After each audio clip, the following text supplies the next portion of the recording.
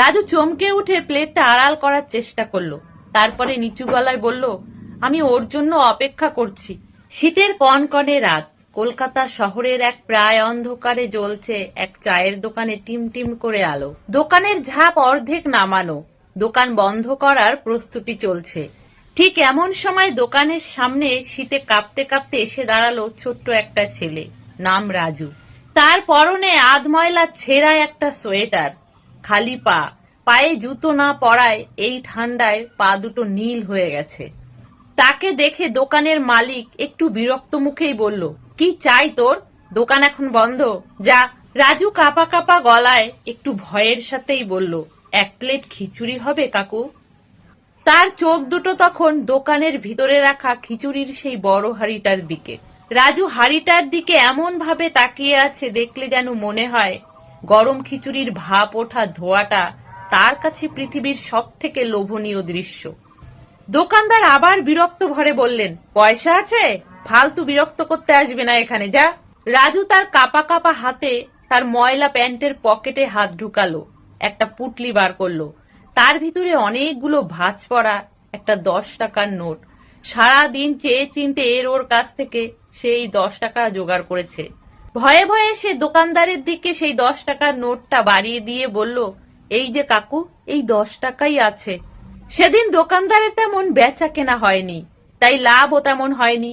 দোকানদারের মেজাজটাও ভালো ছিল না, কিন্তু ছেলেটার চোখের দিকে তাকিয়ে তার মনটা কেমন যেন নরম হয়ে গেল।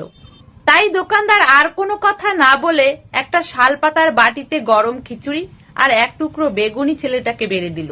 রাজু গরম খিচুড়ির প্লেটটা নিয়ে দৌড়ে চলে গেল না, সে দোকানের সামনেই ফুটপাতের এক কোণে বসে পড়ল। কিন্তু সে খাওয়া শুরু করলো না, শুধু খিচুড়ির প্লেটটার দিকে তাকিয়ে রয়েছে আর মাঝে মধ্যে এদিক ওদিক তাকাচ্ছে, যেন কারোর অপেক্ষা করছে। দোকানদার অনেকক্ষণ ধরেই রাজুর দিকে খেয়াল করছিল। দোকানদার একটু অবাকই হলো যে ছেলেটাকে দেখে তো মনে হয় সারাদিন তেমন ভাবে খাওয়া জোটেনি, অথচ গরম খাবার সামনে নিয়ে বসে আছে, এখনো খাচ্ছে না কেন? দোকানদার কৌতূহল চাপতে না পেরে রাজুর কাছে গিয়ে বলল, কিরে, এখনো খাচ্ছিস না কেন? বসে আছিস কেন? এরপরে তো ঠান্ডা হয়ে যাবে, আর ভালো লাগবে না। নে নে, তাড়াতাড়ি খেয়ে নে। রাজু চমকে উঠে প্লেটটা আড়াল করার চেষ্টা করলো। তারপরে নিচু গলায় বলল, আমি ওর জন্য অপেক্ষা করছি। দোকানদার তখন জানতে চাইলেন, কার জন্য অপেক্ষা করছিস তুই? রাজু আঙুল তুলে দেখালো গলির উল্টো দিকের একটা অন্ধকার কোণ, সেখানে একটা কুকুরছানা ঠান্ডায় কুকড়ে শুয়ে আছে। রাজু ফিসফিস করে বলল, ও আমার বন্ধু ভোলু, ওর যে আজ সারাদিন কিছু খাওয়া হয়নি কাকু, তাই আগে আমি ওকে খাওয়াবো, তারপর যা থাকবে তাই আমি খাবো। রাজুর মুখে এই কথা শুনে দোকানদারের মনের ভেতরটা যেন দুমড়ে মুচড়ে উঠল।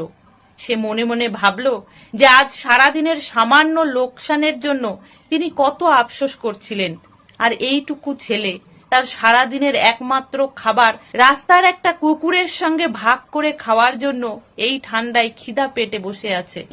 দোকানদার আর কিছু বললেন না, তিনি চুপচাপ দোকানে ফিরে গেলেন এবং বড় একটা বাটির কানায় কানায় পূর্ণ করে গরম খিচুড়ি, দুটো বেগুন ভাজা, সাথে কিছুটা আচার নিয়ে তিনি ফিরে এলেন।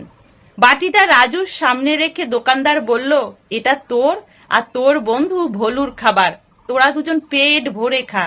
আর শোন, আজ থেকে প্রতিদিন রাত্রে তোরা আমার কাছে এসে খেয়ে যাবি। আজ থেকে তোদের রাতের খাবারের দায়িত্ব আমি নিলাম।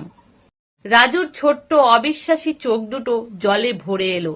সে দোকানদারের মুখের দিকে ফ্যাল ফ্যাল করে তাকিয়ে রইল।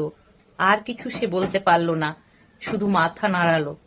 সেই কনকনে শীতের রাতে টিমটিমে আলোর নিচে একটি ছেলে ও একটি কুকুরছানা ভাগ করে খাচ্ছিল এক বাটি গরম খিচুড়ি।